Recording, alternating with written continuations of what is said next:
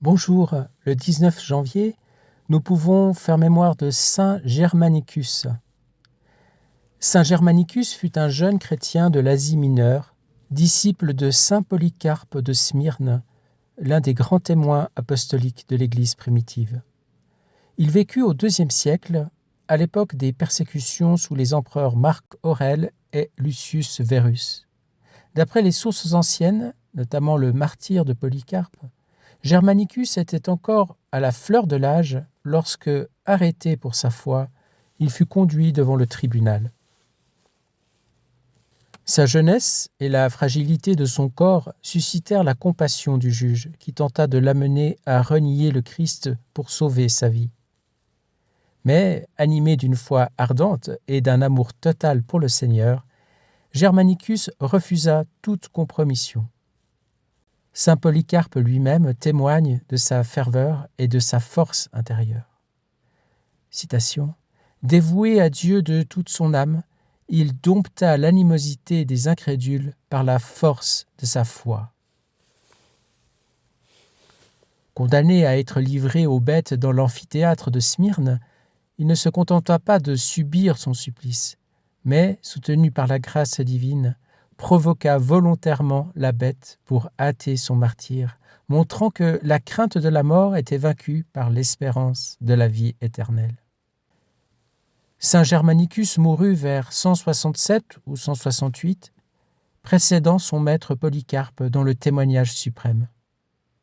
Son martyre impressionna profondément les fidèles comme les païens, et Polycarpe put écrire de lui qu'il avait été incorporé au vrai pain, le Seigneur Jésus-Christ, pour lequel il mourait.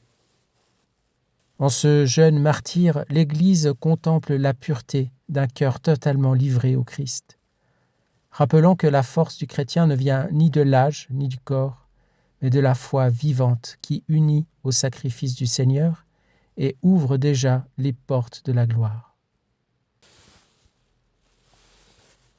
Oui, rendons grâce au Seigneur pour tous les témoignages si beaux de martyrs des premiers temps de l'Église, comme des martyrs plus récents. Dans le passage du Livre du ciel que je vais vous lire maintenant, nous allons voir une autre forme de martyr, subie par Louisa, un martyr continuel lié à sa mission particulière. Nous sommes au tome 17, à la date du 26 décembre 1923. Dans ce passage, Louisa s'adresse à Jésus. « Mon Jésus, aide-moi. Ne vois-tu pas combien d'orgueil il y a en moi ? Aie pitié de moi. Libère-moi de ce subtil orgueil.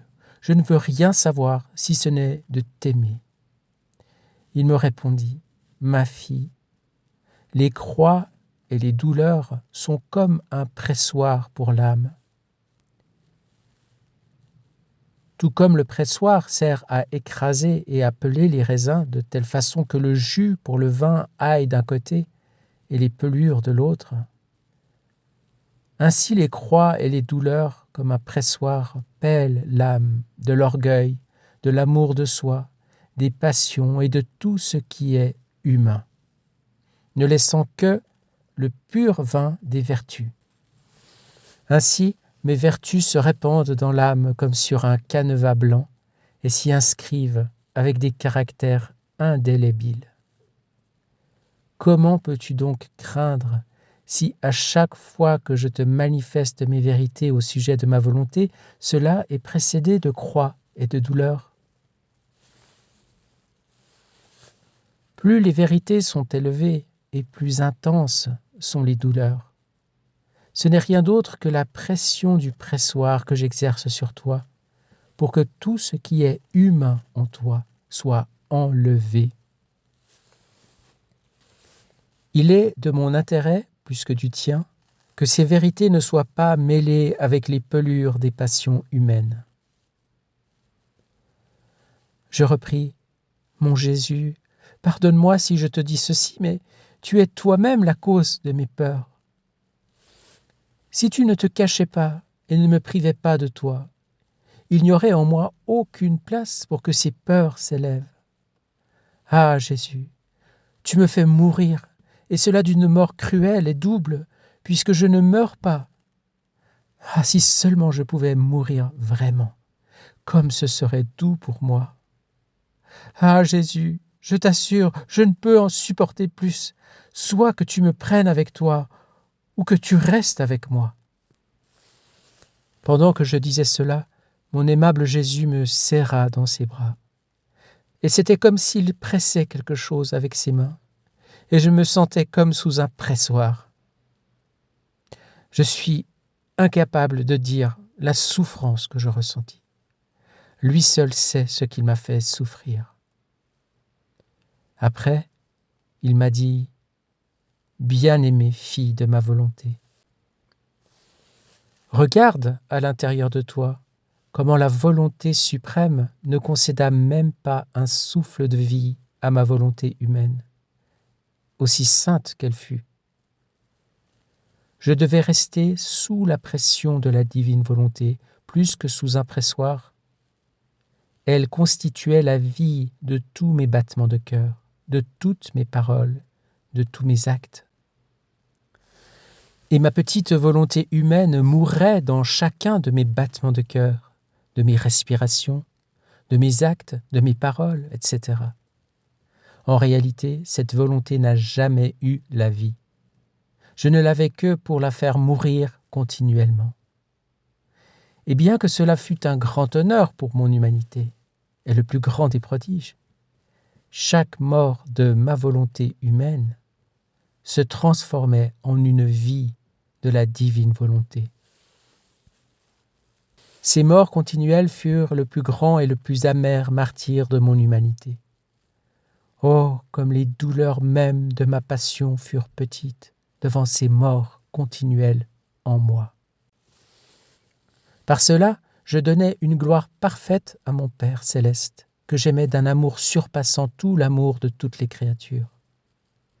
Mourir, souffrir, faire quelque chose de grand quelquefois, par intervalle, cela n'est pas aussi grand.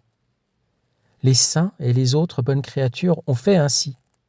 Mais comme ce n'était pas continuel, ça ne constituait pas une gloire parfaite pour le Père, ni une rédemption pouvant s'étendre à tous.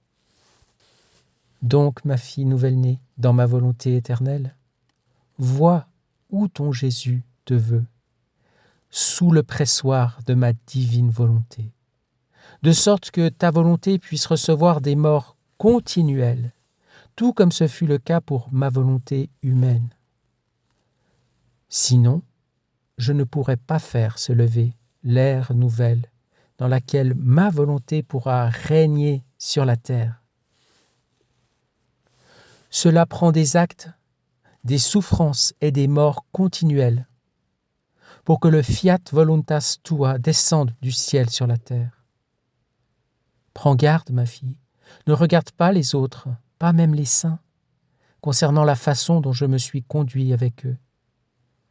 Ça pourrait t'amener à être surprise de ma façon d'agir avec toi. Avec eux, je voulais faire une chose. Avec toi, c'est quelque chose de complètement différent. Pendant qu'il disait cela, il prit la forme du crucifié, en appuyant son front contre le mien et en couvrant toute ma personne. Je me sentis alors sous sa pression, en proie à sa volonté. Oui, le Seigneur nous dit ailleurs dans le livre du ciel que pour pouvoir vivre dans sa divine volonté, nous devons faire mourir notre volonté humaine, c'est-à-dire pas la faire disparaître, car elle sera toujours là. Comme le dit Jésus dans ce passage, elle est là pour être offerte en sacrifice, pour être offerte à être mise à mort, en fait. Et oui, cette image du pressoir dans ce passage est pour nous aussi le pressoir de la divine volonté. Alors c'est un pressoir d'amour, hein, on le sait, on le répète, c'est pas du dolorisme funèbre et lugubre, c'est un pressoir d'amour, mais c'est un vrai pressoir, c'est quand même quelque chose qui nous appelle à un dépouillement radical et quelque chose qui n'est pas humainement simple ou humainement agréable. le bonheur du Seigneur passe à travers cette croix. Et je pense que c'est un avertissement pour nous aujourd'hui de ne pas se croire trop vite arrivés. Nous sommes tous en chemin et nous désirons vraiment cette vie dans la divine volonté, d'entrer dans ce règne du divin fiat. Et cela demande que nous soyons pressés, que nous puissions être un canevas pur sur lequel le Seigneur puisse imprimer ses vertus divines, ses divines qualités, et que toute la pelure de nos humanités soit déposée et séparée. Seigneur, nous te demandons cette grâce aujourd'hui, et nous nous unissons à tous les martyrs de la Sainte Église, à Saint Germanicus et à tous les autres qui ont, avec courage, avec détermination, désiré laisser cette vie pour entrer dans ton royaume. T'offrons, Seigneur, la vie de Saint Germanicus, la vie de son maître, Saint Polycarpe, et tout ce qu'ils ont fait pour faire connaître et pour faire aimer ta figure de Rédempteur, de Sauveur et de Maître de la vie. Bonne journée et à bientôt.